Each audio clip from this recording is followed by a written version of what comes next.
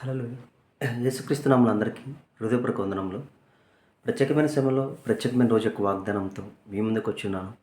దేవుడు ఈరోజు మనకు అనుగ్రహించబడిన వాగ్దానము ఆదికాండము 26వ అధ్యాయము 3వ వచనము.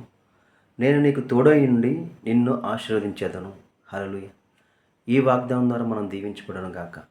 ఈ వాగ్దానం ద్వారా మనం ఆశీర్వదించబడను గాక. ఆమేన్. ఎప్పుడైతే ఇచ్చిన వాగ్దానం బట్టి అడుగుతామో అడిగిన సమస్తాన్ని దేవుడు మనకి అనుగ్రహిస్తాడు. ఎందుకంటే దేవుడు అనేకమైన వాగ్దానాలు చేస్తున్నాడు. ప్రతి వాగ్దానానికి నజరున యేసుక్రీస్తు మన వారసులుగా చేసేసాడు. కాబట్టి నువ్వు ఎప్పుడైతే నజరున యేసుక్రీస్తుని విశ్వసించున్నావో ప్రతి వాగ్దానానికి అర్హుడుగా నువ్వు మారిపోయి ఉన్నావు.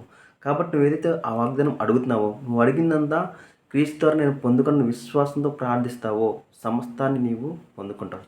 ఎందుకంటే లోకాన్ని జయించిన వాడు నజరున యేసుక్రీస్తు.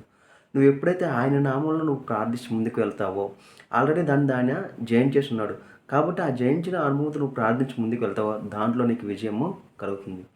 కాబట్టి ఈరోజు ఈ వాగ్దానం తీసుకుని మనం ప్రార్థిద్దాము. మనకు కావాల్సిన ప్రతి విషయంలో మనము ఆశీర్వదించబడదాము. ఆమేన్. ఈ వాగ్దాన ఫలాన్ని మీరందరూ అనుభవించును గాక. ఆమేన్. ప్రార్థించుకుందామా.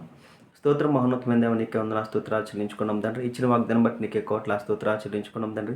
ప్రతి ప్రయాణాల తండ్రి మీరే తోడే నడిపించిందని తల దగ్గర నరికల వరకు ముట్టి స్వస్థపరచబడిన గాక అని ప్రవచిస్తాం తండ్రి. ప్రతి అనారోగ్యం తండ్రి ఏ పొందగల స్వస్థ కలుగును గాక అని ప్రవచిస్తాం తండ్రి. ఎవరికి ఏ సహాయాలకు తండ్రి ఆ సహాయాన్ని చేయండి తండ్రి. ఆర్థిక ఇబ్బంది ఆర్థిక సమృద్ధిగా మారును గాక అని ప్రవచిస్తాం తండ్రి.